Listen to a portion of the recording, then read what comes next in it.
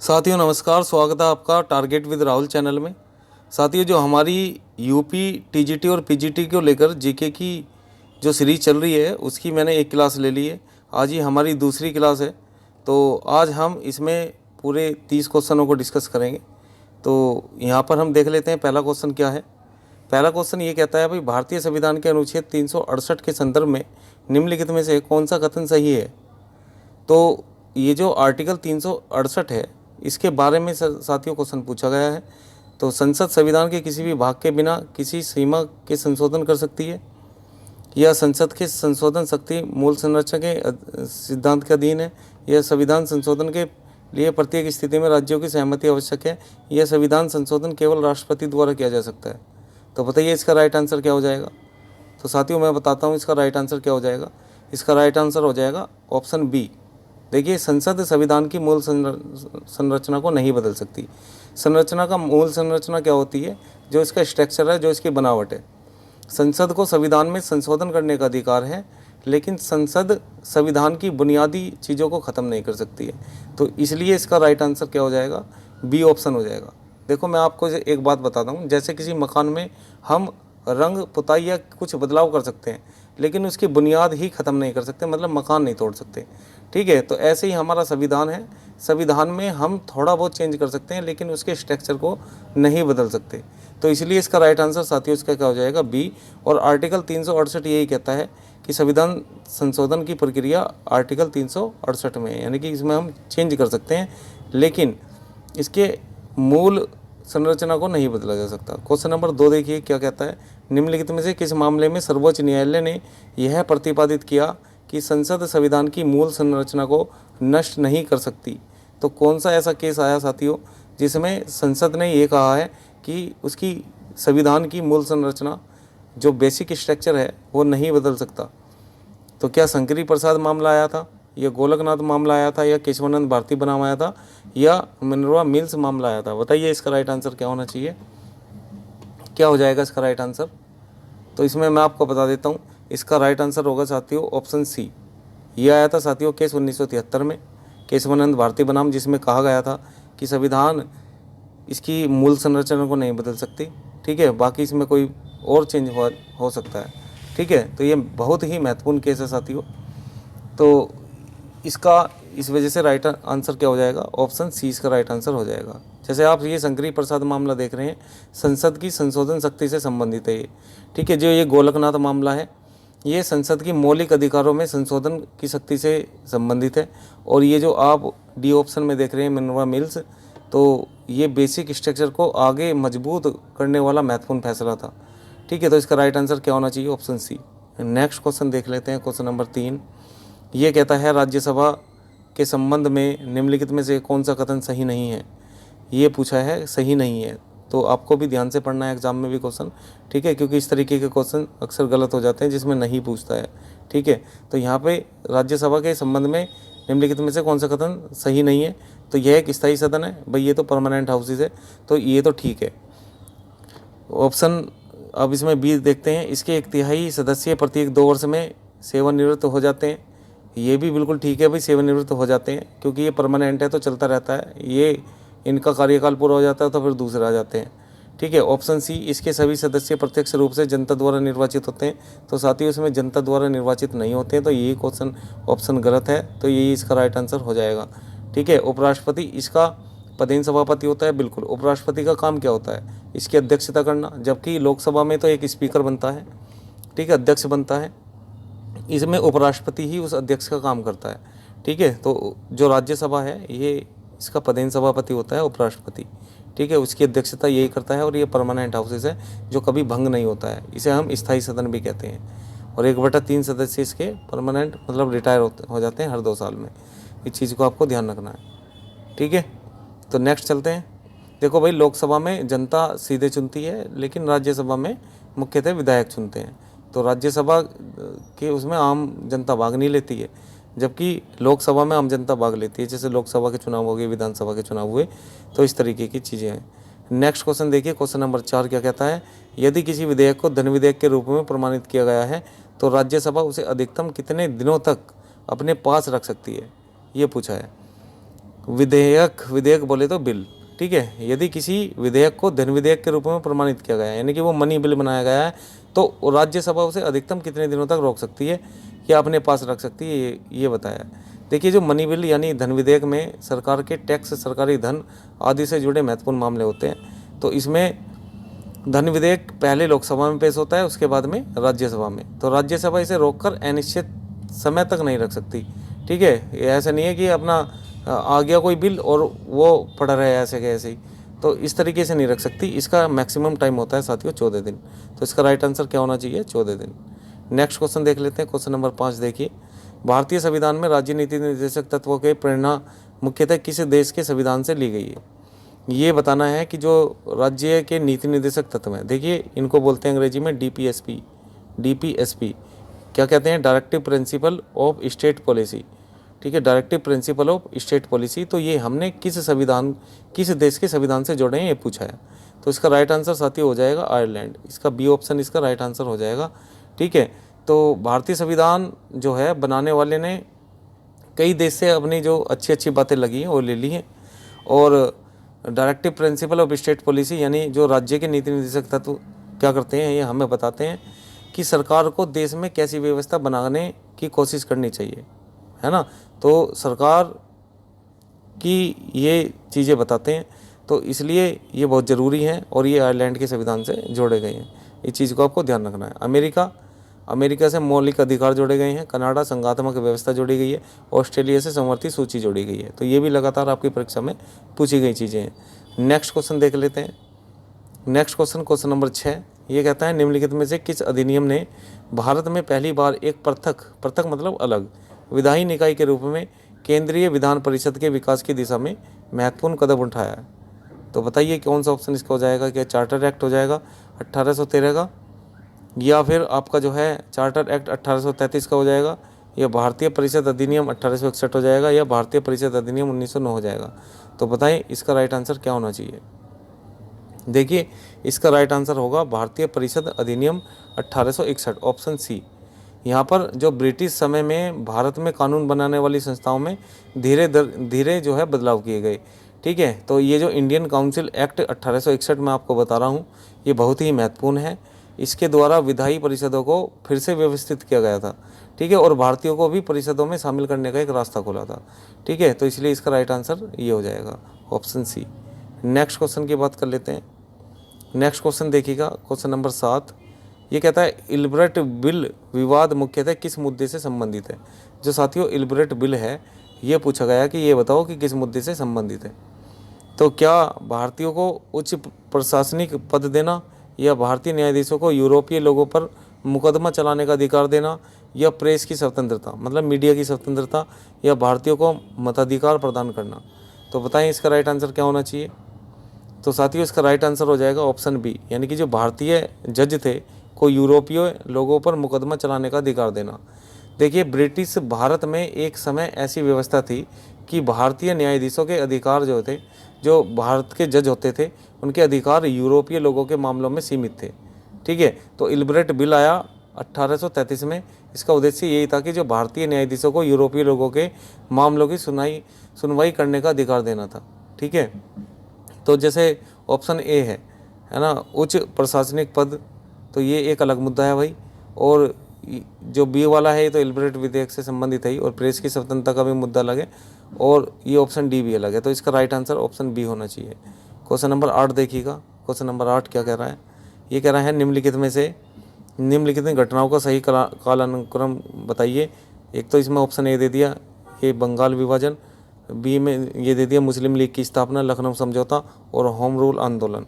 तो ये आपको पता होना चाहिए कि कौन सा आंदोलन किस सन में हुआ है, क्योंकि इससे संबंधित आपके परीक्षा में प्रश्न पूछे जाएंगे। तो आपको मैं बता दूं, जो बंगाल विभाजन हुआ है साथियों, वो 1905 में हुआ है ना, 1905 में जो बंगाल विभाजन हुआ है, ठीक है। इसके बाद में आपका जो है मुस्लिम लीग है ना, ये 1906 में है, 1906 में। और इसके बाद में होम रूल जो ये है होम रूल आंदोलन, ठीक है, तो ये 1916 में हुआ है, 1916 में। और आपका ये लखनऊ समझौता है, ये भी 1916 का ही है, ठीक है। तो यहाँ पर इस हिसाब से इनका कालक्रम अगर हम देखें, तो इसका हिसाब से पहला, दूसरा, चौथा और तीसरा। ठीक है, ये तीसरा चौथा आप ले सकते हैं, तो एक ही बात है। 1 2 3 4, तो इसका बी ऑप्शन राइट होना चाहिए। ठीक है, तो बी ऑप्शन इसका राइट हो जाएगा। नेक्स्ट क्वेश्चन देख लेते हैं। क्वेश्चन नंबर 9 क्या कहता है? ये कह रहा है 1857 के विद्रोह के संदर्भ में निम्नलिखित में से कौन सा केंद्र और नेता का युग्म सही सुमेलित है? बताइए। क्या कानपुर नाना साहब, है ना, जब विद्रोह हुआ था 1857 का, तो कहाँ से किसने नेतृत्व किया था? तो ये आपको बताना है। ठीक है, तो इनमें से कौन सा गलत है ये बताना है। झांसी से क्या रानी लक्ष्मीबाई थी, लखनऊ बेगम हजरत महल, और बिहार से तात्या टोपे। तो इसका राइट आंसर क्या होना चाहिए साथियों? तो इसका राइट आंसर देखो, ये भी सही है, कानपुर से नाना साहब थे, झांसी से रानी लक्ष्मीबाई थी, लखनऊ से बेगम हजरत महल थे, और यहाँ पर डी ऑप्शन इसका राइट हो जाएगा, क्योंकि बिहार से तात्या टोपे नहीं थे। कौन थे साथियों बताइएगा? यहाँ से थे कुंवर सिंह थे। ठीक है, तो इसका राइट आंसर क्या होना चाहिए साथियों? ऑप्शन डी इसका राइट हो जाना चाहिए। ठीक है, नेक्स्ट क्वेश्चन देखिएगा। क्वेश्चन नंबर 10 क्या कह रहा है? ये कह रहा है ड्रेन ऑफ वेल्थ सिद्धांत का प्रतिपादन मुख्यतः किस राष्ट्रवादी नेता ने किया था? तो बताएं, क्या आर.सी. दत्त ने किया था, दादा भाई नौरोजी ने किया था, या गोपाल कृष्ण गोखले ने किया था, या सुरेंद्र नाथ बनर्जी ने किया था? बताएं इसका राइट आंसर क्या होना चाहिए? तो यहाँ पर साथियों, ये जो ड्रेन ऑफ वेल्थ है, इसका सिद्धांत ये किसने दिया था? ये ड्रेन ऑफ वेल्थ थ्योरी ये दी थी साथियों दादा भाई नौरोजी ने। इसलिए इसका राइट आंसर हो जाएगा ऑप्शन बी। ऑप्शन बी इसका राइट आंसर हो जाएगा, क्योंकि अंग्रेज भारत से पैसा और संसाधन ले जाते थे और उसका पूरा फायदा भारत को नहीं मिलता था।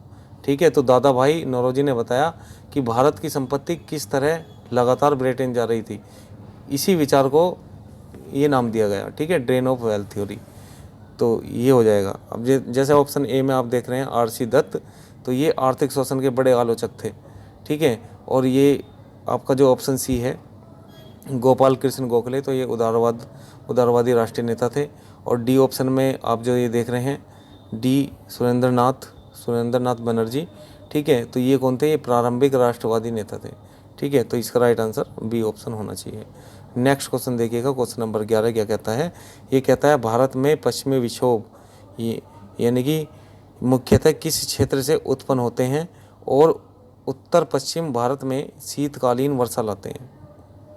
भारत में पश्चिमी विक्षोभ मुख्यतः किस क्षेत्र से उत्पन्न होते हैं और उत्तर पश्चिम भारत में शीतकालीन वर्षा लाते हैं?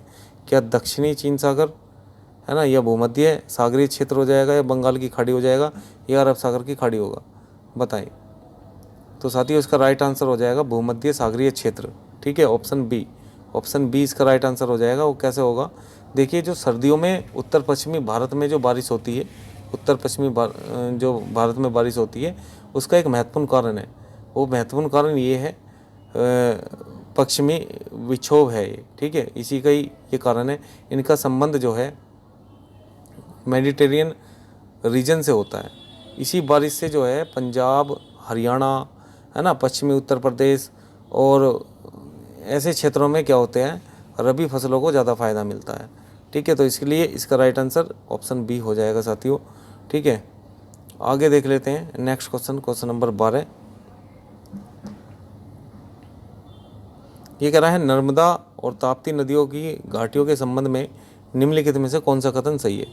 जो नर्मदा और ताप्ती नदी हैं उनकी घाटियों के संबंध में आपको ये कथन बताना कि कौन सा सही है।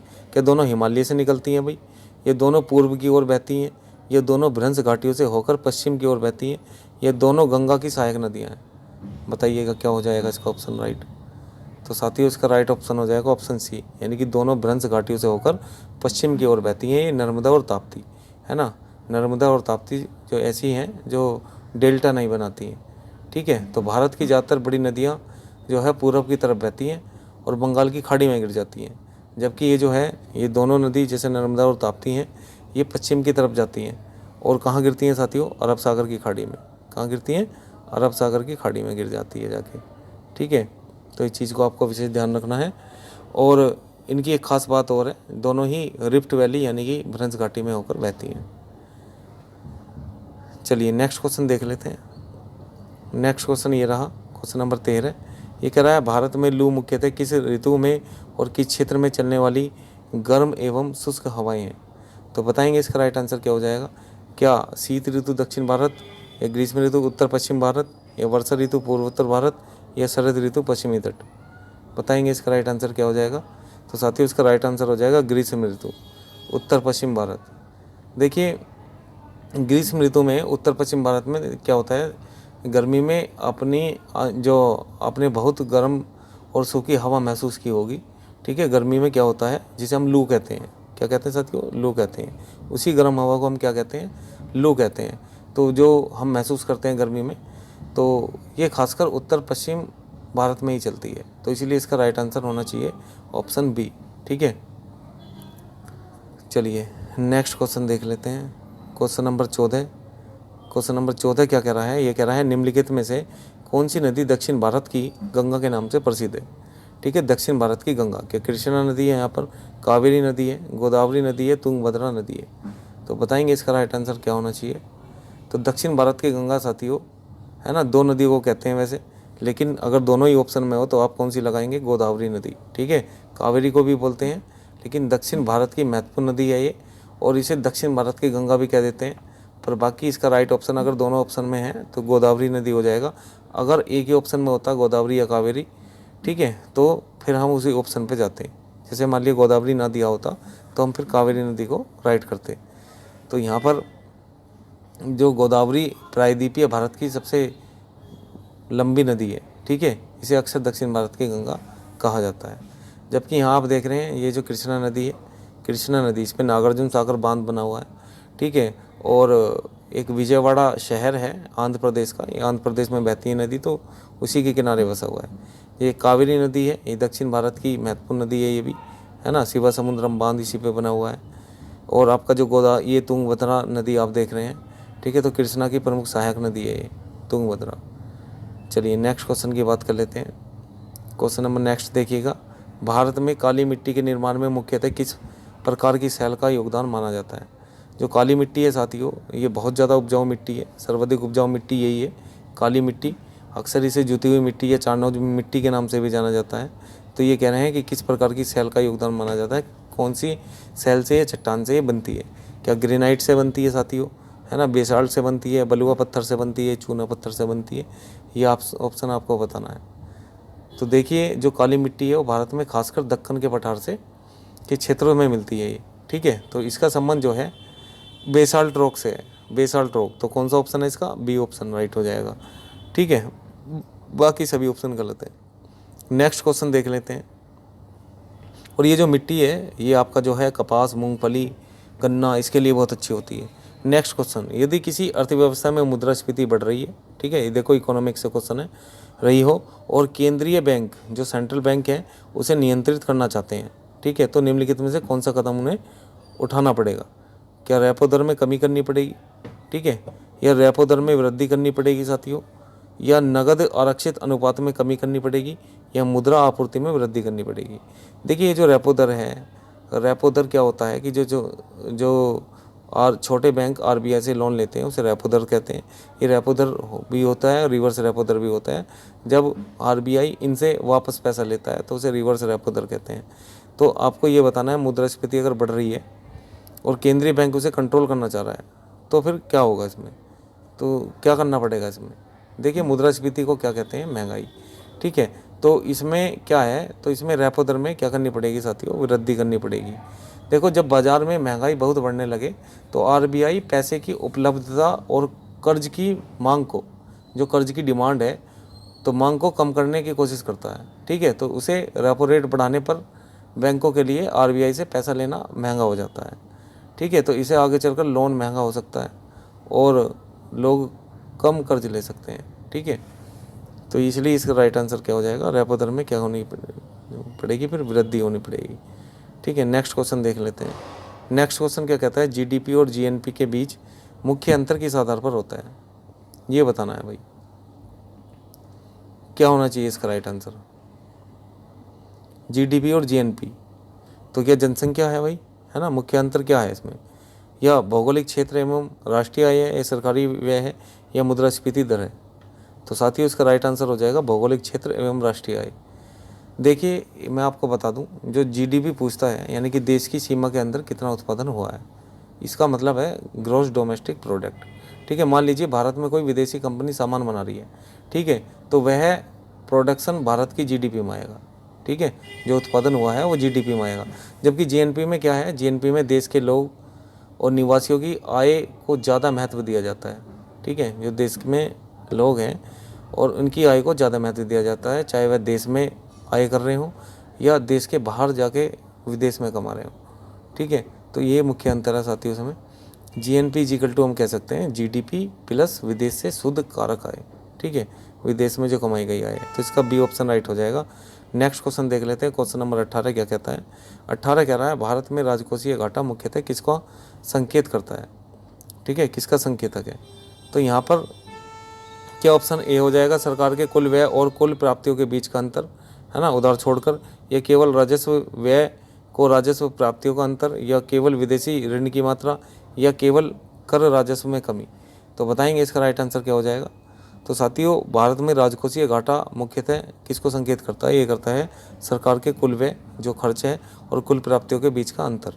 ठीक है, अब सरकार को पैसा कहाँ से मिलता है भाई, कहाँ से मिलता है पैसा, जैसे टैक्स हो गया या हमारा कोई चालान वगैरह हुआ, ठीक है, टोल टैक्स वगैरह हमने दिया या इनकम टैक्स दिया या कोई फीस दी, तो इससे सरकार को पैसा मिलता है। सरकार पैसा खर्च कहाँ करता है ना, कहाँ करती है सरकार पैसा खर्च, जैसे सड़क होगी, स्कूल अस्पताल बनवा दिए, सरकारी कर्मचारियों की तनख्वाह दे दी, तो ये सब होता है। तो जब सरकार का कुल खर्च उसकी कुल प्राप्तियों से ज़्यादा हो जाए तो इस अंतर को उधार लेकर वो पूरा करना पड़ता है, तो इसे हम फिस्कल डिफिसिट से समझते हैं। ठीक है, या हम इसे राजकोषीय घाटा भी कह सकते हैं। नेक्स्ट क्वेश्चन, क्वेश्चन नंबर 19 देखिएगा। ये कह रहा है मानव शरीर में ग्लूकोज के स्तर को कम करने वाला प्रमुख हार्मोन्स कौन सा है, जो ग्लूकोज के स्तर को क्या कर देता है, कम कर देता है।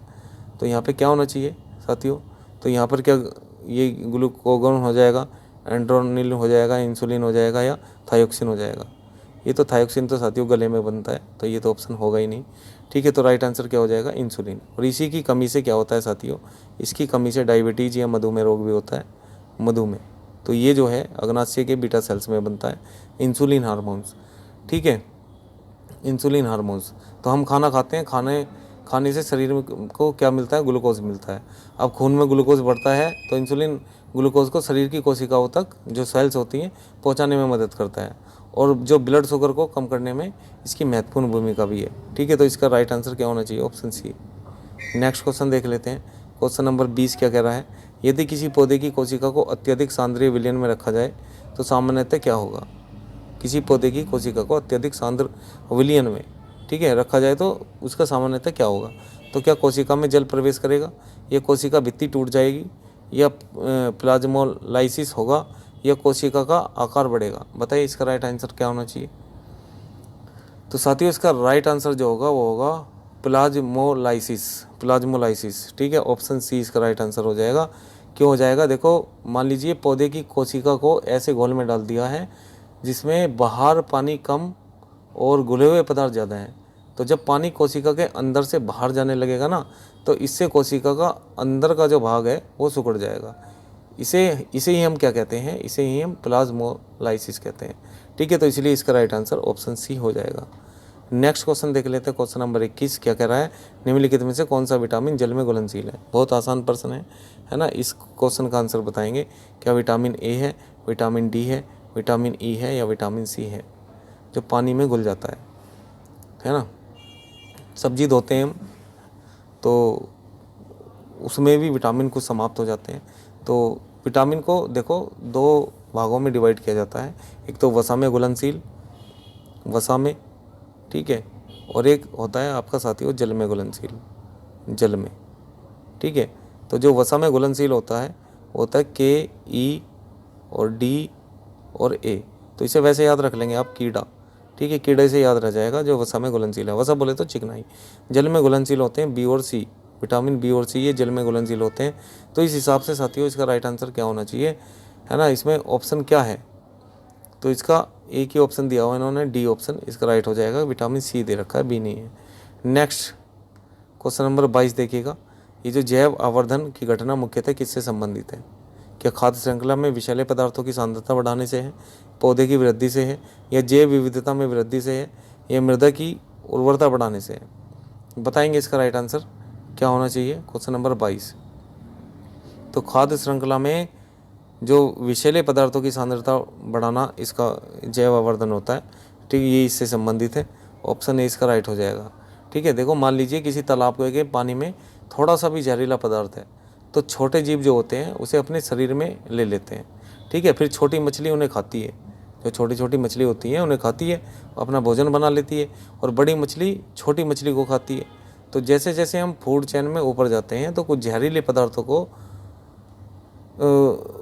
पदार्थों की कंसिस्टेंसी क्या होती है, बढ़ सकती है। तो इसे ही हम क्या कहते हैं, इसे ही हम साथियों जैव आवर्धन कहते हैं। ठीक है, तो इसका राइट आंसर क्या हो जाएगा, ऑप्शन ए। चलिए नेक्स्ट क्वेश्चन देखिएगा। क्वेश्चन नंबर 23 क्या कह रहा है, ये कह रहा है उत्तर प्रदेश में दुधवा राष्ट्रीय उद्यान की पारिस्थितिकी विशेषता मुख्यतः किससे संबंधित है। देखिए जो दुधवा नेशनल पार्क है, ठीक है, तो ये आपसे पूछ सकता है कहाँ पर है, तो ये आपको बताना है लखीमपुर खीरी में। कहाँ पर है साथियों, ये लखीमपुर खीरी में है, उत्तर प्रदेश में। तो ये भी इम्पोर्टेंट हो जाता है, ये भी पूछ सकता है आपसे। अब ये कह रहा है पारिस्थितिकी विशेषता मुख्यतः किससे संबंधित है, तो यहाँ ऑप्शन कुछ और दे रखे हैं। ये कह रहा है मरुस्थलीय परिस्थितिकी से, या तराई क्षेत्र की परिस्थितिकी से, या समुद्री परिस्थितिकी से, या अल्पाइन परिस्थितिकी से। बताइएगा क्या इसका राइट आंसर हो जाएगा। तो जो दुधवा राष्ट्रीय उद्यान है साथियों, ये तराई क्षेत्र की परिस्थितिकी से संबंधित है, तो इसका राइट ऑप्शन हो जाएगा ऑप्शन बी। देखिए जो उत्तर प्रदेश का दुधवा राष्ट्रीय उद्यान है, तो ये राज्य के उत्तरी भाग में स्थित है। ठीक है, नॉर्थ में। तो ये क्षेत्र के तराई रीजन के लिए जाना जाता है। ठीक है, यहाँ घास के मैदान, जंगल और कई प्रकार के जो है वन्य जीव भी पाए जाते हैं। तो इसलिए इसका राइट आंसर क्या होना चाहिए, ऑप्शन बी इसका राइट आंसर हो जाएगा। नेक्स्ट क्वेश्चन देखिएगा। नेक्स्ट क्वेश्चन नंबर 24 क्या कहता है, ये कह रहा है उत्तर प्रदेश के संदर्भ में निम्नलिखित में से कौन सा युग्म सही सुमेलित है। तो बताइए, तो उत्तर प्रदेश के संदर्भ में बताना है। सारनाथ कुशीनगर जिला में है, दुधवा नेशनल पार्क लखीमपुर खीरी, ये अभी बताया मैंने आपको, या फतेहपुर सीकरी आगरा ज़िले में है, और चुनार का जो किला है वो प्रयागराज में है। तो क्या इसका राइट आंसर हो जाएगा, ये कह रहा है कौन सा युग्म सही सुमेलित है। तो सही सुमेलित आपको कौन सा दिखाई दे रहा है यहाँ पर, है ना, बताइएगा इसका राइट आंसर। यहाँ पर देखिए जो आपका बी ऑप्शन है दुधवा नेशनल पार्क, ये भी ठीक है साथियों। ठीक है, फतेहपुर सीकरी, तो ये भी ठीक है, ये भी ठीक है। तो यहाँ पर इसका राइट आंसर क्या होना चाहिए इस हिसाब से। ठीक है, तो इस हिसाब से यहाँ पर इसके राइट आंसर दोनों ही होने चाहिए भाई, है ना। फतेहपुर सीकरी ये भी आगरा ज़िले में ही है, दुधवा नेशनल पार्क ये भी लखीमपुर खीरी में। तो राइट आंसर क्या हो जाएगा साथियों इसका, तो राइट आंसर हो जाएगा इसका बी और सी। ठीक है, इसमें ऑप्शन है नहीं, तो बी और सी इसका राइट आंसर हो जाएगा। इस चीज़ को आपको ध्यान रखना है। अब यहाँ पर जो है जैसे ये वाला क्या बोलते हैं इसको यार, सारनाथ है ये, सारनाथ। ठीक है, तो सारनाथ है, ये उपदेश से संबंधित है ना। ये पूछा जाता है गौतम बुद्ध ने अपने जो उपदेश दिया, प्रथम उपदेश वो कहाँ दिया था, सारनाथ में। और सर्वाधिक उपदेश कहाँ दिए, तो ये भी आपको ध्यान रखना है, श्रावस्ती में दिए गए हैं, श्रावस्ती में। ठीक है, सर्वाधिक उपदेश। तो इस तरीके के भी प्रश्न पूछे जाते हैं। तो इस क्वेश्चन का आंसर है बी और सी। नेक्स्ट क्वेश्चन देखिएगा। यहाँ पे देखिए प्रयाग प्रशस्ति के लेखक कौन है, प्रयाग प्रशस्ति के लेखक, तो क्या बाणभट्ट है साथियों यहाँ पर। ठीक है, या हरिसेन है, या कालिदास है, या रवि कीर्ति है। तो यहाँ पर इसका राइट आंसर हो जाएगा हरिसेन। ठीक है, आसान प्रश्न है, कई बार आपकी परीक्षा में पूछा गया है। देखिए जो प्रयाग प्रशस्ति पत्र है ना, ठीक है, जो ये है, तो ये समुद्रगुप्त के बारे में बहुत ही महत्वपूर्ण जानकारी देता है। इस चीज़ को ध्यान रखेंगे। और ये हरिसेन ने लिखा था, और हरिसेन जो है समुद्रगुप्त के दरबार में था, और समुद्रगुप्त को ही भारत का नेपोलियन भी कहा जाता है। ठीक है, जैसे ये ऑप्शन ए में है, ये बाणभट्ट है, ये बाणभट्ट साथियों हर्षवर्धन से जुड़े हुए हैं। ठीक है, हर्षवर्धन से। और जो ये ऑप्शन सी में आप कालिदास देख रहे हैं, तो ये महान संस्कृत कवि रहे हैं। और रवि कीर्ति जो है ये ऑप्शन डी में है। ठीक है, तो ये पुलिकेशन द्वितीय के ये ऐहोल एक अभिलेख था उससे जुड़े हुए हैं। ठीक है, नेक्स्ट क्वेश्चन नंबर 26 देखिए। यहाँ पर निम्नलिखित में से कौन सा युग गलत सुमेलित है, ये बताना है। तो ऐहोल अभिलेख, देखो ये पुलिकेशन द्वितीय आ गया, है ना। हाथी गुम्फा अभिलेख खारवेल, तो इसमें गलत बताना है। जूनागढ़ अभिलेख ये रुद्रदामन का है। नासिक अभिलेख ये समुद्रगुप्त का है। तो क्या हो जाएगा इसका राइट आंसर, जो नासिक अभिलेख है। ठीक है, तो ये ऑप्शन गलत है, डी ऑप्शन इसका राइट हो जाएगा। ठीक है, तो ये हो जाएगा डी ऑप्शन। देखो इसी में आपसे पूछा गया कि कौन सा जोड़ा गलत है, तो जैसे ऐहोलिक अभिलेख अभी बताया था पुलिकेशन द्वितीय से, तो ये तो राइट है ही। ठीक है, इसके बाद में हाथी गुम्फा जो अभिलेख है ये खारवेल से संबंधित है, ये भी ठीक है। जूनागढ़ ये आपका रुद्र दामन से संबंधित है, तो इसलिए जो है इसका राइट आंसर ऑप्शन डी हो जाएगा। देखो जो नासिक के अभिलेखों का संबंध है मुख्यतः वो आपका जो है सातवाहन काल जो है, सातवाहन वंश हुआ था। ठीक है, उस समय के शासकों से ये जुड़ा हुआ है, इस चीज़ को आपको ध्यान रखना है। नेक्स्ट क्वेश्चन देखिएगा, क्वेश्चन नंबर 27 क्या कहता है? ये कह रहा है भारतीय संविधान में मौलिक कर्तव्य जो ये फंडामेंटल ड्यूटीज़ हैं को किस संविधान संशोधन द्वारा जोड़ा गया? मूल कर्तव्यों को किस संविधान संशोधन द्वारा जोड़ा गया? क्या 24वें संशोधन द्वारा जोड़ा गया, 42वें संशोधन द्वारा जोड़ा गया, या 44वें द्वारा जोड़ा गया, 52वें द्वारा जोड़ा गया? देखिए अगर संविधान संशोधन की बात करें तो संविधान संशोधन में ये बड़े संशोधन है, 42वां और 44वां। अगर आपको कोई संशोधन याद नहीं है और तुक्का मारना है तो इनमें मारिएगा, क्योंकि इसमें बहुत ज़्यादा संशोधन हुए हैं। यहाँ पर देखिए तो राइट आंसर इसका क्या हो जाएगा? 42वां संविधान संशोधन द्वारा इसको जोड़ा गया। भारत का संविधान में शुरुआत में फंडामेंटल ड्यूटीज नहीं थी। ठीक है, तो इन्हें 42वें संविधान संशोधन द्वारा 1976 में हुआ था ये। ठीक है, 1976 में, 1976 में, तो तब ये जोड़े गए थे। ठीक है, इसलिए 42वें संशोधन को बहुत महत्वपूर्ण माना जाता है, इस चीज़ को ध्यान रखेंगे। अब यहाँ पर देखिएगा जो 24वां संविधान संशोधन है, तो ये संविधान संशोधन की शक्ति से ही संबंधित एक महत्वपूर्ण बदलाव था, है ना। और 42वें में आपको पता है फंडामेंटल ड्यूटी जोड़ी गई है, और 44वें में जैसे इमरजेंसी जो आपातकाल है उससे संबंधित चीज़ें दी गई हैं, है ना। सशस्त्र विद्रोह नाम दिया गया, आंतरिक गड़बड़ी नाम था पहले। और 52वां संविधान संशोधन ये आपका जो है एंटी डिफेक्शन लॉ से संबंधित है। ठीक है, तो कुछ ना कुछ कोई ना कोई संविधान संशोधन में कुछ ना कुछ चीज़ें दी गई हैं, तो इसका राइट आंसर क्या हो जाएगा? Option B. नेक्स्ट क्वेश्चन देखिएगा, क्वेश्चन नंबर 28, भारत के नियंत्रक एवं माले का प्रेक्षक कैग यानी कि कंट्रोलर ऑफ ऑडिटर जनरल, क्या कहते हैं कैग को? कंट्रोलर ऑफ ऑडिटर जनरल की नियुक्ति कौन करता है? देखिए मैं कैग को बता दूं, कैग क्या होता है, जैसे बड़ी बड़ी कंपनी चार्टर्ड अकाउंटेंट रखती हैं, और जो छोटी मोटी जो कंपनी होती हैं वो एक मुनीम बना लेते हैं। ठीक है, जो लेखा जोखा कर सके उस कंपनी का, तो ऐसे ही भारत का होता है, तो उसे हम कैग कहते हैं। ये बहुत ही ईमानदार पद है ना। तो इसमें ये पूछा है कि इसकी नियुक्ति कौन करता है? क्या प्रधानमंत्री करता है इसकी नियुक्ति, संसद करती है, राष्ट्रपति करता है, सर्वोच्च न्यायालय करता है? तो इसका राइट आंसर साथियों हो जाएगा ऑप्शन सी, क्योंकि इसकी नियुक्ति राष्ट्रपति करता है, और राष्ट्रपति का ही ये चार्टर्ड अकाउंटेंट होता है। तो यहाँ पर अगर हम बात करें तो ये सरकार के पैसे का हिसाब किताब और सरकारी खर्च की जाँच ये सब चीज़ें करता है। ठीक है, और इसकी नियुक्ति को कौन करेगा? राष्ट्रपति करता है, जबकि प्रधानमंत्री इसकी नियुक्ति नहीं करता है ना ही संसद, क्योंकि संसद का काम क्या है? कानून बनाने का। ठीक है, तो ये चीज़ आपको ध्यान रखनी है। बल्कि सुप्रीम कोर्ट क्या है? सुप्रीम कोर्ट अपना जो है जो भी सुनवाई वगैरह होती है ना, तो ये सब इसमें होती है, तो ये एक अलग चीज़ है, जबकि राष्ट्रपति इसका राइट आंसर हो जाएगा। नेक्स्ट क्वेश्चन देखिएगा, क्वेश्चन नंबर 29, ये कह रहा है निम्नलिखित में से किस अनुच्छेद के अंतर्गत राष्ट्रपति राष्ट्रीय आपातकाल की घोषणा कर सकता है? देखिए यहाँ पर इमरजेंसी से जो इमरजेंसी है उससे 3 आर्टिकल हैं, ठीक है, अपने संविधान में।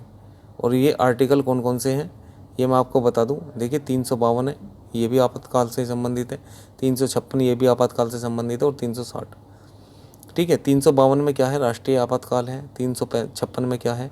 राष्ट्रपति शासन है जो राज्यों में लगता है राज्यपाल की सिफारिशों पर। और 360 है वित्त आपातकाल, जो अब तक भारत में नहीं लगा है। ठीक है, तो यहाँ पर जो है इसके बारे में हम जान लेते हैं। तो यही पूछा है कि अंतर्गत राष्ट्रीय आपातकाल की घोषणा कर सकता है, तो 352 के अंतर्गत हो सकती है साथियों।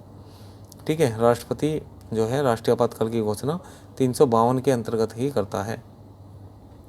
अब यहाँ पर 356 में मैंने आपको बता दिया, 360 में आपको मैंने बता दिया।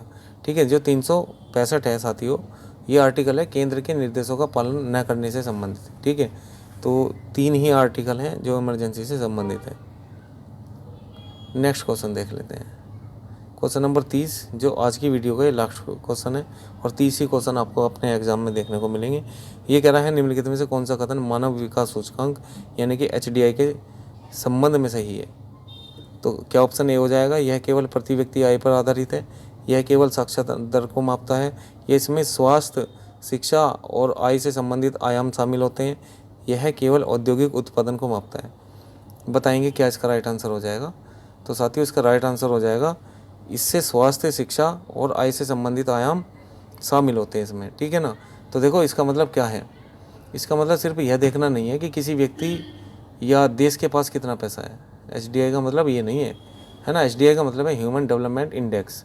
तो इसका मतलब ये नहीं है कि किसी व्यक्ति के पास में या किस देश के पास में कितना पैसा है। यह भी देखा जाता है इसमें कि लोग कितने स्वस्थ हैं, शिक्षा की स्थिति कैसी है, लोगों का जीवन स्तर कैसा है। इसलिए HDI मानव विकास को समझने का एक यही व्यापक तरीका होता है, ठीक है। तो यहाँ पर जो है इसका राइट आंसर, इसलिए इसका ऑप्शन सी हो जाएगा। ऑप्शन ए हम ये नहीं कहेंगे क्योंकि देखो ये इनकम पे आधारित कह रहा है, ठीक है। बी ऑप्शन में केवल साक्षरता कह रहा है, तो ये सही नहीं होंगे इसके आंसर, ठीक है। तो राइट आंसर इसका क्या हो जाएगा, ऑप्शन सी। तो साथियों ये जो मैंने क्लास ली है इसकी PDF आपको जो है हमारे टेलीग्राम चैनल पे मिल जाएगी। ये इसका बार कोड है, इसे आप स्कैन करके जो है हमारे टेलीग्राम चैनल से जुड़ सकते हैं, ठीक है। फ्री ऑफ कॉस्ट आपको जो है इसकी PDF मिल जाएगी और विद आंसर मिल जाएगी, विद आंसर की, ठीक है। तो आप जो है क्वेश्चन पढ़ के अपना जो है आंसर चेक भी कर सकते हैं, ठीक है। तो आज की क्लास आपको कैसी लगी है आप हमें कमेंट बॉक्स में ज़रूर बताइए। अगर आप इसकी थ्योरी क्लास लेना चाहते हैं तो वो भी आप जो है कमेंट बॉक्स में लिख सकते हैं, ठीक है। तो फ्री ऑफ कॉस्ट जो भी चीज़ें दी जाएंगी आपको जो है वो वीडियो के माध्यम से यूट्यूब पे दी जाएगी, ठीक है। तो जो भी साथी हमारे चैनल पे नया जुड़ा है सब्सक्राइब कर ले, क्योंकि आज ये दूसरी क्लास है। लगातार इस तरीके की क्लास आपको जो हमारे चैनल पे देखने को मिलती रहेंगी। तो साथियों मिलते हैं नेक्स्ट वीडियो में। धन्यवाद, जय हिंद।